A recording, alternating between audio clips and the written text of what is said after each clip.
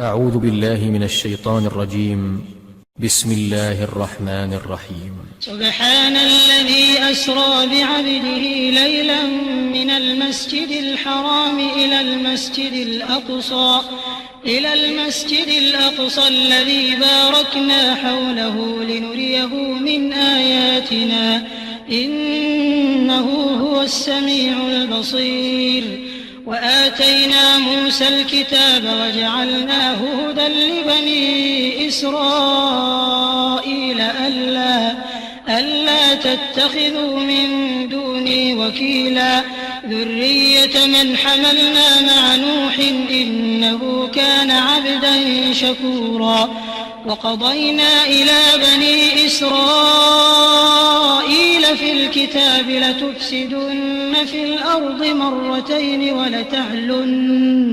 ولتعلن علوا كبيرا. فإذا جاء وعد أولاهما بعثنا عليكم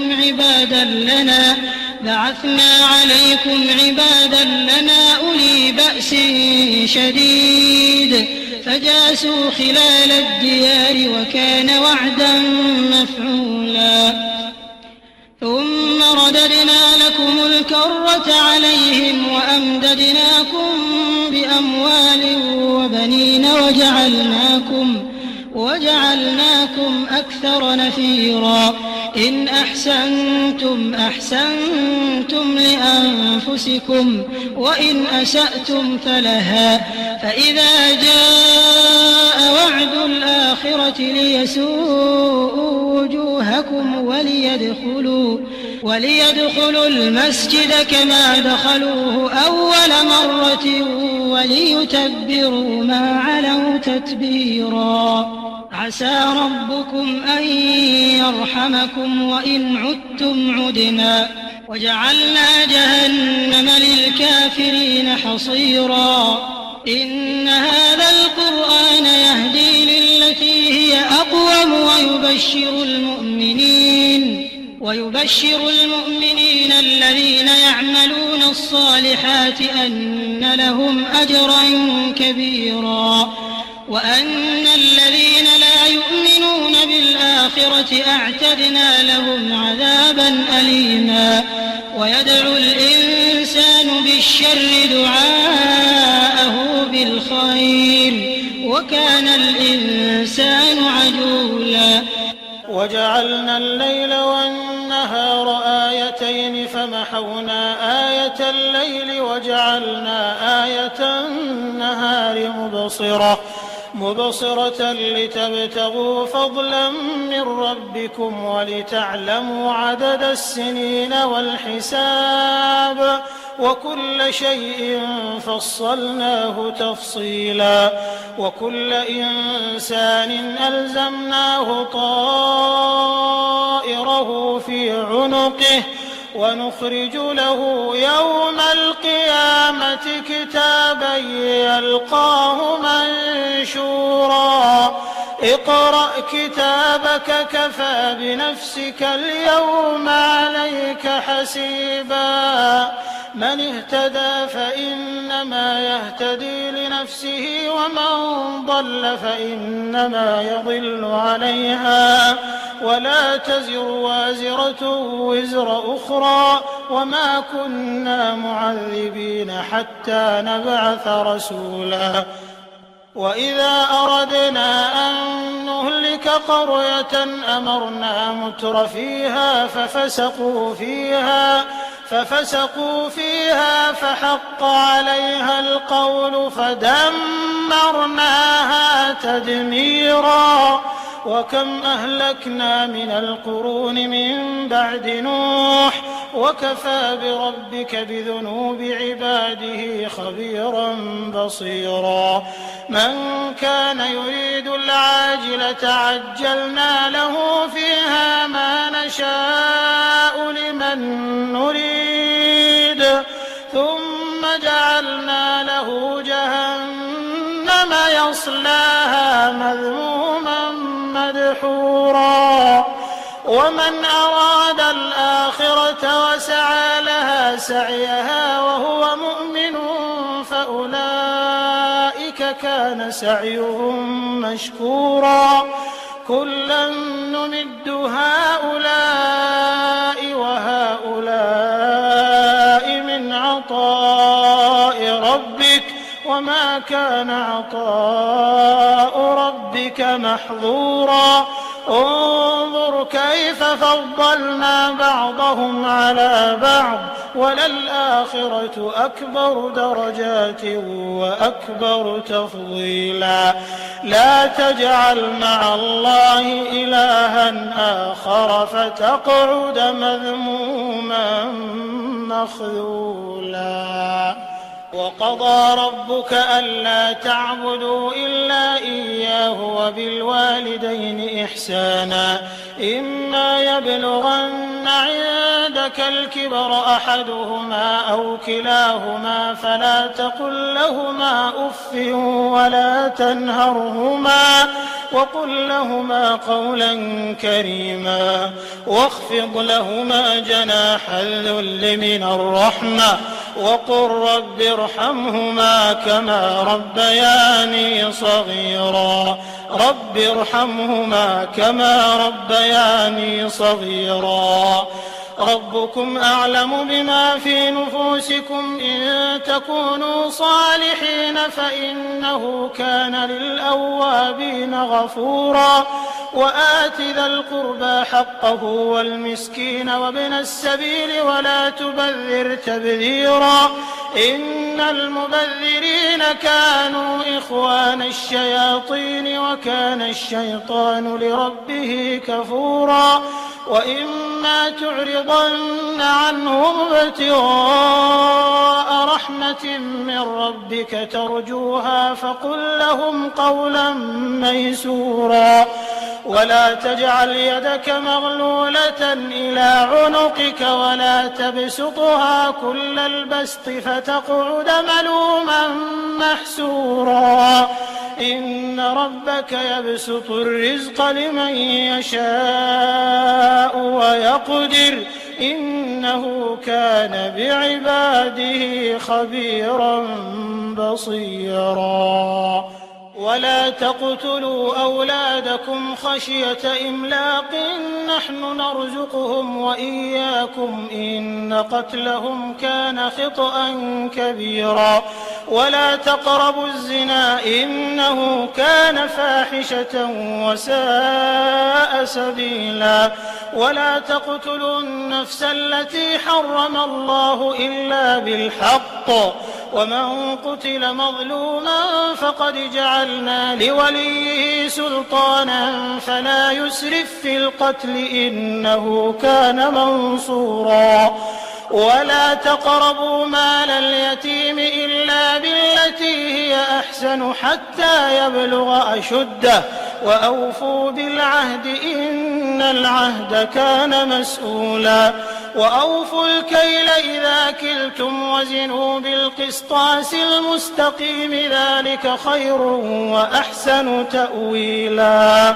ولا تقف ما ليس لك به علم إن السمع والبصر والفؤاد كل أولئك كان عنه مسؤولا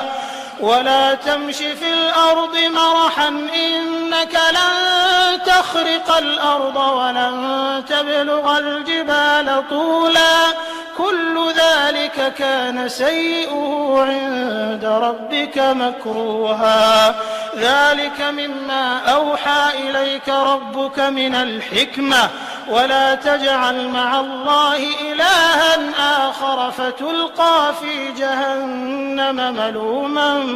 مدحورا أفأصفاكم ربكم بالبنين واتخذ من الملائكة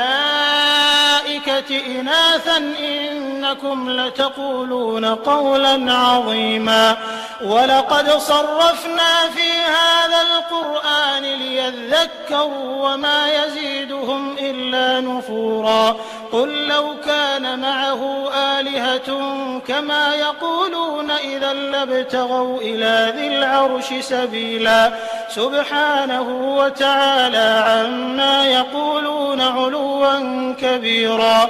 تسبح له السماوات السبع والأرض ومن فيهن وإن من شيء إلا يسبح بحمده ولكن لا تفقهون تسبيحهم إنه كان حليما غفورا وإذا قرأت القرآن جعلنا بينك وبين الذين لا يؤمنون بالآخرة حجابا مستورا وجعلنا على قلوبهم أكنة أن يفقهوه وفي آذانهم وقرا وإذا ذكرت ربك في القرآن وحده ولوا على أدبارهم نفورا نحن أعلم بما يستمعون به إذ يستمعون إليك وإذ هم نجوى إذ يقول الظالمون إن تتبعون إلا رجلا مسحورا انظر كيف ضربوا لك الأمثال فضلوا فلا يستطيعون سبيلا وقالوا أئذا كنا عظاما ورفاتا أئنا لمبعوثون خلقا جديدا قل كونوا حجارة أو حديدا أو خلقا مما يكبر في صدوركم فسيقولون من يعيدنا قل الذي فطركم أول مرة فسينغضون إليك رؤوسهم ويقولون متى هو قل عسى أن يكون قريبا يوم يدعوكم فتستجيبون بحمده وتظنون إن لبثتم إلا قليلا وقل لعبادي يقولوا التي هي أحسن إن الشيطان ينزغ بينهم إن الشيطان كان للإنسان عدوا مبينا ربكم أعلم بكم إن يشأ يرحمكم أو إن يشأ يعذبكم وما أرسلناك عليهم وكيلا وربك أعلم بمن في السماوات والأرض ولقد فضلنا بعض النبيين على بعض وآتينا داود زبورا قل ادعوا الذين زعمتم من دونه فلا يملكون كشف الضر عنكم ولا تحويلا أولئك الذين يدعون يبتغون إلى ربهم الوسيلة أيهم أقرب ويرجون رحمته ويخافون عذابه إن عذاب ربك كان محذورا وإن من قرية إلا نحن مهلكوها قبل يوم القيامة أو معذبوها عذابا شديدا كان ذلك في الكتاب مسطورا وما منعنا أن نرسل بالآيات إلا أن كذب بها الأولون وآتينا ثمود الناقة مبصرة فظلموا بها وما نرسل بالآيات إلا تخويفا وإذ قلنا لك إن ربك أحاط بالناس وما جعلنا الرؤيا التي أريناك إلا فتنة للناس والشجرة الملعونة في القرآن ونخوفهم فما يزيدهم إلا طغيانا كبيرا وإذ قلنا للملائكة اسجدوا لآدم فسجدوا إلا إبليس قال أأسجد لمن خلقت طينا قال أرأيتك هذا الذي كرمت علي لئن أخرتني إلى يوم القيامة لأحتنكن ذريته إلا قليلا قال اذهب فمن تبعك منهم فإن جهنم جزاؤكم جزاء موفورا واستفزز من استطعت منهم بصوتك وأجلب عليهم بخيلك ورجلك وشاركهم في الأموال والأولاد وعدهم وما يعدهم الشيطان إلا غرورا إن عبادي ليس لك عليهم سلطان وكفى بربك وكيلا ربكم الذي يزجي لكم الفلك في البحر لتبتغوا من فضله إنه كان بكم رحيما وإذا مسكم الضر في البحر ضل من تدعون إلا إياه فلما نجاكم إلى البر أعرضتم وكان الإنسان كفورا أفأمنتم أن يخسف بكم جانب البر أو يرسل عليكم حاصبا ثم لا تجدوا لكم وكيلا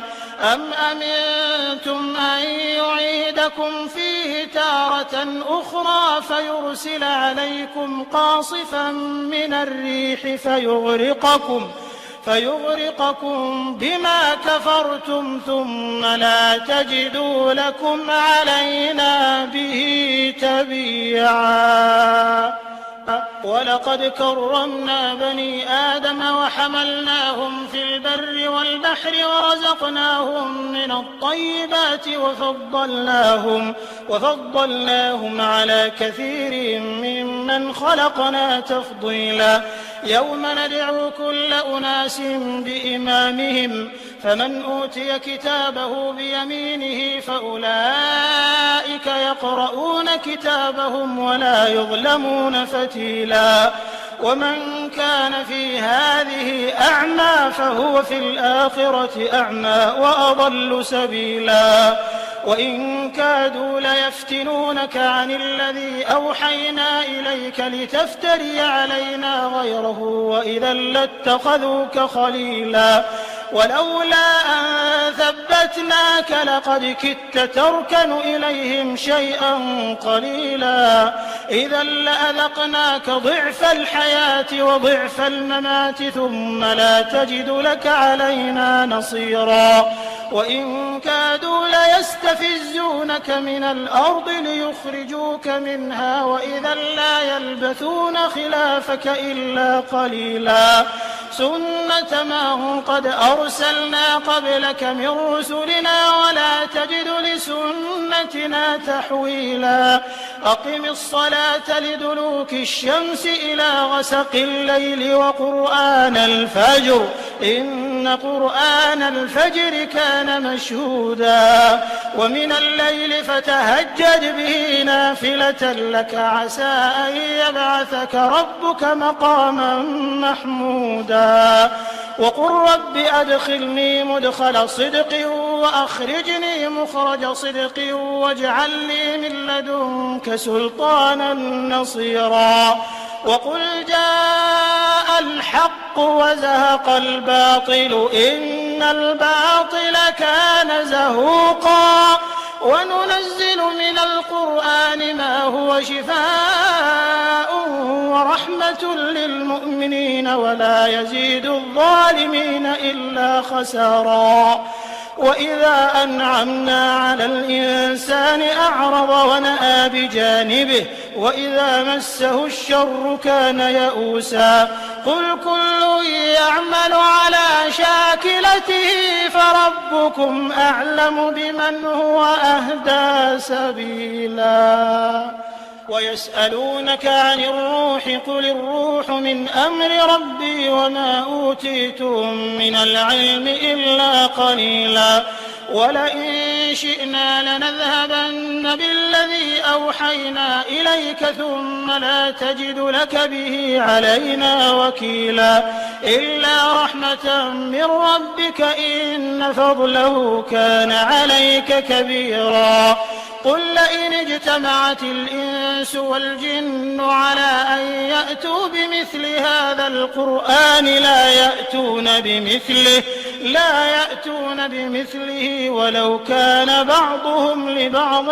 ظهيرا ولقد صرفنا للناس في هذا القرآن من كل مثل فأبى أكثر الناس إلا كفورا وقالوا لن نؤمن لك حتى تفجر لنا من الأرض ينبوعا أو تكون لك جنة من نخيل وعنب فتفجر الأنهار خلالها تفجيرا أو تسقط السماء كما زعمت علينا كسفا أو تأتي بالله والملائكة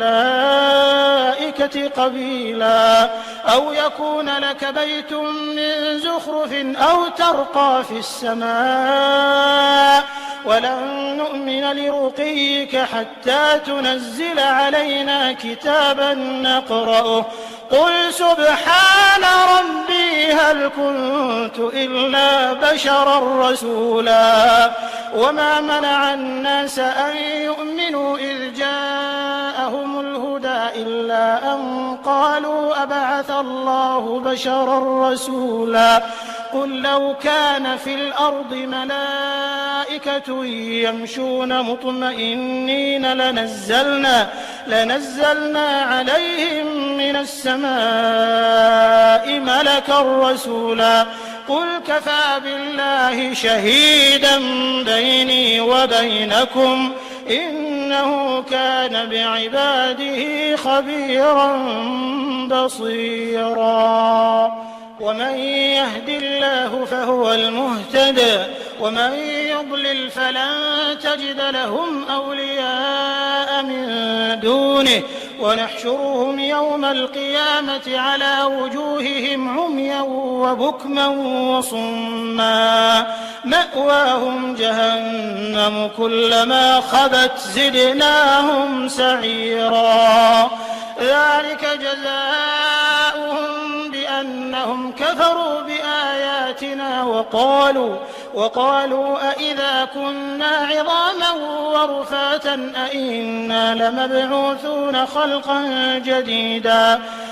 أولم يروا أن الله الذي خلق السماوات والأرض قادر على أن يخلق مثلهم وجعل لهم أجلا لا ريب فيه فأبى الظالمون إلا كفورا قل لو أنتم تملكون خزائن رحمة ربي إذا لأمسكتم خشية الإنفاق وكان الإنسان قتورا ولقد آتينا موسى 9 آيات بينات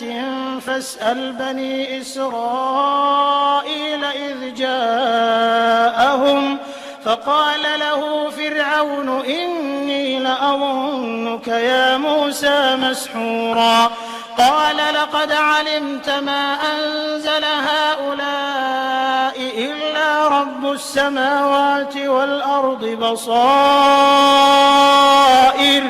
وإني لأظنك يا فرعون مثبورا فأراد أن يستفزهم من الأرض فأغرقناه ومن معه جميعا وقلنا من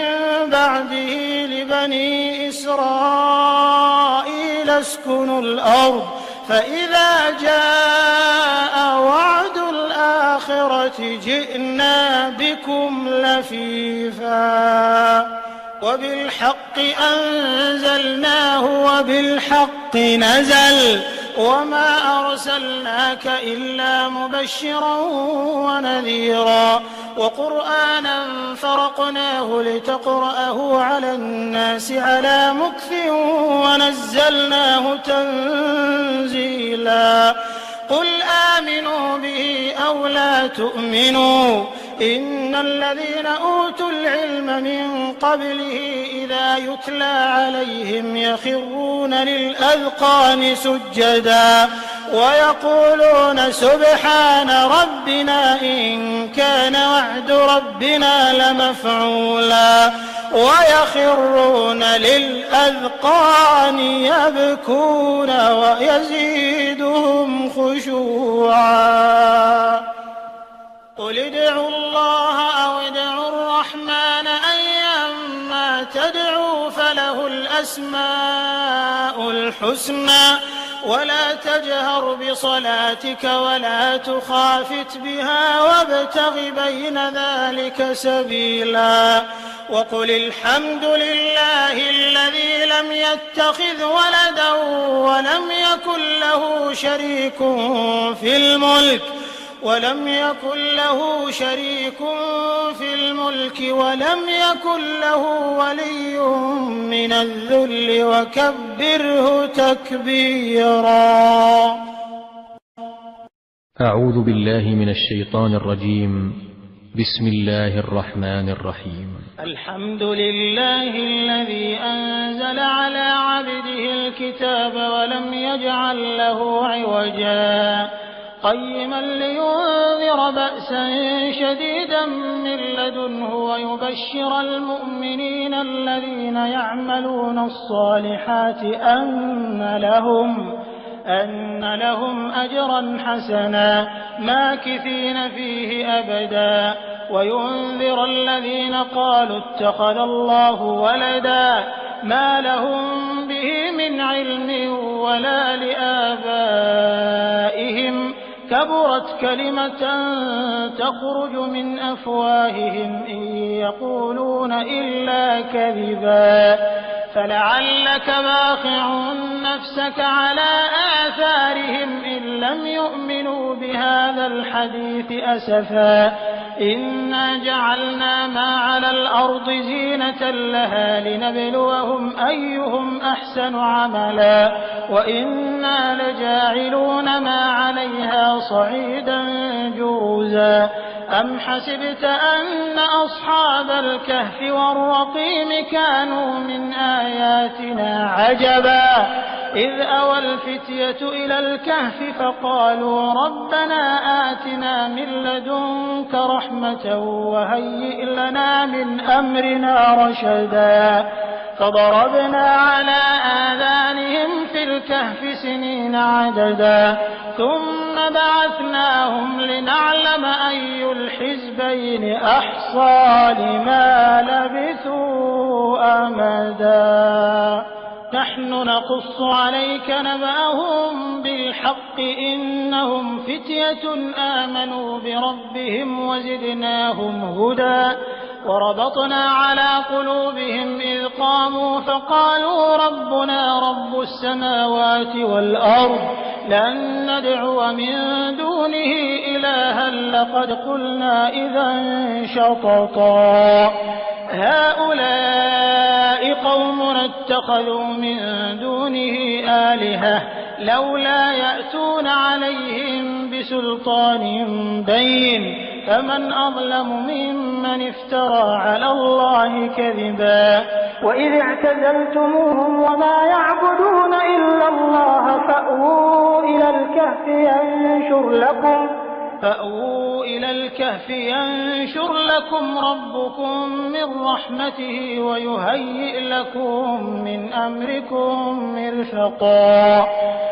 وترى الشمس إذا طلعت تزاور عن كهفهم ذات اليمين وإذا غربت تقرضهم ذات الشمال وهم في فجوة منه ذلك من آيات الله من يهد الله فهو المهتد ومن يضلل فلن تجد له وليا مرشدا وتحسبهم أيقاظا وهم رقود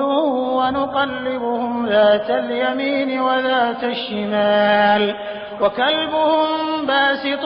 ذراعيه بالوصيد لو اطلعت عليهم لوليت منهم فرارا ولملئت منهم رعبا وكذلك بعثناهم ليتساءلوا بينهم قال قائل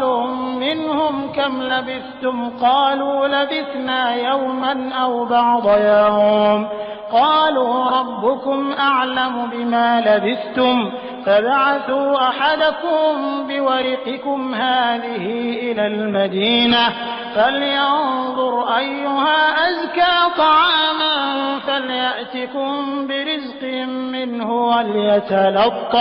ولا يشعرن بكم أحدا إنهم إن يظهروا عليكم يرجموكم أو يعيدوكم في ملتهم ولن تفلحوا إذا أبدا وكذلك أعثرنا عليهم ليعلموا أن وعد الله حق وأن الساعة لا ريب فيها إذ يتنازعون بينهم أمرهم فقالوا ابنوا عليهم بنيانا ربهم أعلم بهم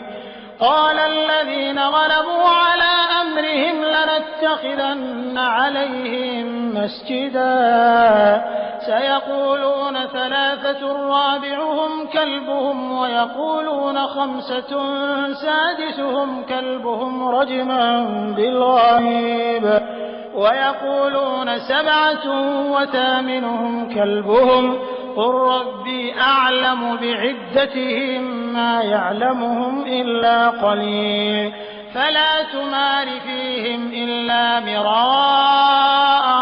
ظاهرا ولا تستفت فيهم منهم أحدا ولا تقولن لشيء إني فاعل ذلك غدا إلا أن يشاء الله واذكر ربك إذا نسيت وقل عسى أن يهديني ربي لأقرب من هذا رشدا ولبثوا في كهفهم 300 سنين وازدادوا 9 قل الله أعلم بما لبثوا له غيب السماوات والأرض أبصر به وأسمع ما لهم من دونه من ولي ولا يشرك في حكمه أحدا واتل ما أوحي إليك من كتاب ربك لا مبدل لكلماته ولن تجد من دونه ملتحدا واصبر نفسك مع الذين يدعون ربهم بالغداة والعشي يريدون وجهه ولا تعد عيناك عنهم تريد زينة الحياة الدنيا ولا تطع من أغفلنا قلبه عن ذكرنا واتبع هواه وكان أمره فرطا وقل الحق من ربكم فمن شاء فليؤمن ومن شاء فليكفر إنا أعتدنا للظالمين نارا أحاط بهم سرادقها وإن يستغيثوا يغاثوا بماء كالمهل يشوي الوجوه بئس الشراب وساءت مرتفقا إن الذين آمنوا وعملوا الصالحات إنا لا نضيع أجر من أحسن عملا أولئك لهم جنات عدن تجري من تحتهم الأنهار يحلون فيها من أساور من ذهب ويلبسون ثيابا خضرا من سندس واستبرق متكئين فيها على الأرائك نعم الثواب وحسنت مرتفقا واضرب لهم مثل الرجلين جعلنا لأحدهما جنتين من أعناب وحففناهما بنخل وجعلنا بينهما زرعا كلتا الجنتين آتت أكلها ولم تظلم منه شيئا وفجرنا خلالهما نهرا وكان له ثمر فقال لصاحبه وهو يحاوره أنا أكثر منك مالا وأعز نفرا ودخل جنته وهو ظالم لنفسه قال ما أظن أن تبيد هذه أبدا وما أظن الساعة قائمة ولئن رددت إلى ربي لأجدن خيرا منها منقلبا قال له صاحبه وهو يحاوره أكفرت بالذي خلقك من تراب ثم من نطفة ثم سواك رجلا لكن هو الله ربي ولا أشرك بربي أحدا ولولا إذ دخلت جنتك قلت ما شاء الله لا قوة إلا بالله إن ترني أنا أقل منك مالا وولدا فعسى ربي أن يؤتيني خيرا من جنتك ويرسل عليها حسبانا من السماء فتصبح صعيدا زلقا أو يصبح ماؤها غورا فلن تستطيع له طلبا وأحيط بثمره فأصبح يقلب كفيه على ما أنفق فيها وهي خاوية على عروشها ويقول يا ليتني لم أشرك بربي أحدا ولم تكن له فئة ينصرونه من دون الله وما كان منتصرا هنالك الولاية لله الحق هو خير ثوابا وخير عقبا واضرب لهم مثل الحياة الدنيا كماء إن أنزلناه من السماء فاختلط به نبات الأرض فأصبح هشيما تذروه الرياح وكان الله على كل شيء مقتدرا المال والبنون زينة الحياة الدنيا والباقيات الصالحات خير عند ربك ثوابا وخير أملا ويوم نسير الجبال وترى الأرض بارزة وحشرناهم فلم نغادر منهم أحدا وعرضوا على ربك صفا لقد جئتمونا كما خلقناكم أول مرة بل زعمتم أن لن نجعل لكم موعدا ووضع الكتاب فترى المجرمين مشفقين مما فيه ويقولون يا ويلتنا ما لهذا الكتاب لا يغادر صغيرة ولا كبيرة إلا أحصاها ووجدوا ما عملوا حاضرا ولا يظلم ربك أحدا وإذ قلنا للملائكة اسجدوا لآدم فسجدوا إلا إبليس كان من الجن ففسق عن أمر ربه أفتتخذونه وذريته أولياء من دوني وهم لكم عدو بئس للظالمين بدلا ما أشهدتهم خلق السماوات والأرض ولا خلق أنفسهم وما كنت متخذ المضلين عضدا ويوم يقول نادوا شركائي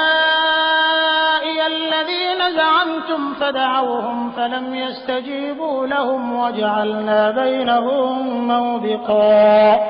ورأى المجرمون النار فظنوا أنهم مواقعوها ولم يجدوا عنها مصرفا ولقد صرفنا في هذا القرآن للناس من كل مثل وكان الإنسان أكثر شيء جدلا وما منع الناس أن يؤمنوا إذ جاءهم الهدى ويستغفروا ربهم إلا أن تأتيهم سنة الأولين أو يأتيهم العذاب قبلا وما نرسل المرسلين إلا مبشرين ومنذرين ويجادل الذين كفروا بالباطل ليدحضوا به الحق واتخذوا آياتي وما أنذروا هزوا ومن أظلم ممن ذكر بآيات ربه فأعرض عنها ونسي ما قدمت يداه إنا جعلنا على قلوبهم أكنة أن يفقهوه وفي آذانهم وقرا وإن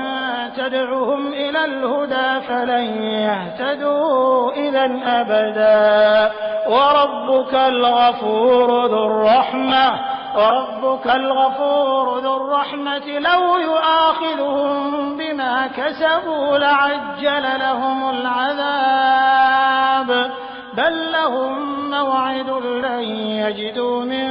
دونه موئلا وتلك القرى أهلكناهم لما ظلموا وجعلنا لمهلكهم موعدا وإذ قال موسى لفتاه لا أبرح حتى أبلغ مجمع البحرين أو أمضي حقبا فلما بلغا مجمع بينهما نسيا حوتهما فاتخذ سبيله في البحر سربا فلما جاوزا قال لفتاه آتنا غداءنا لقد لقينا من سفرنا هذا نصبا قال أرأيت إذ أوينا إلى الصخرة فإني نسيت الحوت وما أنسانيه إلا الشيطان أن أذكره واتخذ سبيله في البحر عجبا قال ذلك ما كنا نبغ فارتدا على آثارهما قصصا فوجدا عبدا من عبادنا آتيناه رحمة من عندنا وعلمناه من لدنا علما قال له موسى هل أتبعك على أن تعلمني مما علمت رشدا قال إنك لن تستطيع معي صبرا وكيف تصبر على ما لم تحط به خبرا قال ستجدني إن شاء الله صابرا ولا أعصي لك أمرا قال فإن اتبعتني فلا تسألني عن شيء حتى أحدث لك منه ذكرا فانطلقا حتى إذا ركبا في السفينة خرقها قال أخرقتها لتغرق أهلها لقد جئت شيئا إمرا قال ألم أقل إنك لن تستطيع معي صبرا قال لا تؤاخذني بما نسيت ولا ترهقني من أمري عسرا فانطلقا حتى إذا لقيا غلاما فقتله قال أقتلت نفسا زكية بغير نفس لقد جئت شيئا نكرا